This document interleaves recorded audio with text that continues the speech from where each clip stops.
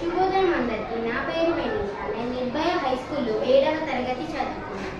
ఈరోజు నేను బోనాల పండుగ గురించి చెప్పబోతున్నాను. ముందుగా అందరికీ బోనాల పండుగ శుభాకాంక్షలు. బోనం అంటే భోజనానికి వికృతం.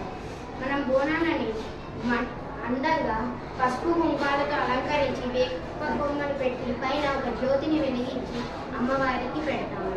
మనము అన్నిటికన్నా ముందు బోనాలను గోల్కొండలో జరుపుకునేవాళ్ళం. ఎందుకంటే గోల్కొండలో గొర్రెలు కాపరులు చాలా ఎక్కువ మంది ఉండేవాళ్ళు.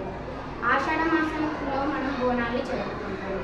అదే ఆషాఢ మాసంలో అందరి గొర్రెలు చనిపోతూ తీవ్ర వ్యాధులతో చిన్న భిన్నం అవుతున్నాయి. అందుకే అమ్మవారు కోపం వచ్చింది అనేసి ఆ ఊరి ప్రజలు గుట్ట మీద ఉండే దేవుడి అమ్మవారిని ప్రార్థించి బోనాలు జరుపుతారు. మొట్టమొదటిగా తెలంగాణ రాష్ట్రంలో బోనాలు గోల్కొండలో జరుపుతారు. తర్వాత ఉజ్జయినిలో మహాకాళి గుడిలో మనము బోనాలని జరుపుకుంటాము. ఒక ఉజ్జయిని సిపాయి వచ్చేసి దీన్ని కట్టారు. దాల్ దర్వాజా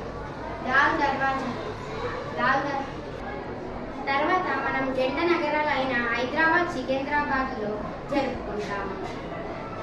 లాల్ దర్వాజాలో మూసీ నది ఉంది. ఆ మూసీ నది పోగడం వల్ల చాలా మంది ప్రాణ నష్టం జరిగింది.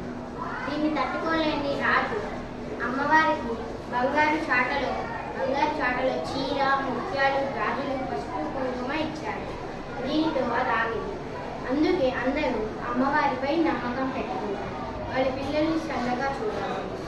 మలేరియా హైదరాబాద్లో ఒకప్పుడు మలేరియా వ్యాధి వచ్చింది. చాలామంది పిల్లలు చనిపోయేవాళ్ళు. అప్పుడు కూడా ఈ బోనాన్ని సమర్పించారు. అప్పుడు కూడా ఈ సమస్యకి పరిష్కారం దొరికింది. అందుకే బోనాలను మనం ఎప్పుడు ఆనందంగా జరుపుకుంటాము. అమ్మవారిని ఇంటికి వచ్చిన ఆడపడుచు వలె చూసుకుంటారు.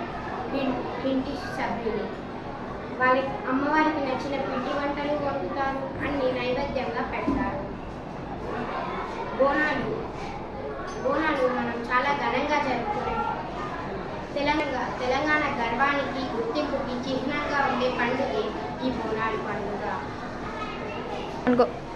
ఈ బోనాల పండుగలో అమ్మవారి సోదరుడైన పోతరాజు అమ్మవారికి ఎంతో ఇష్టమైన పసుపును ఒళ్ళంతా పూసుకొని గెంతులేస్తాడు.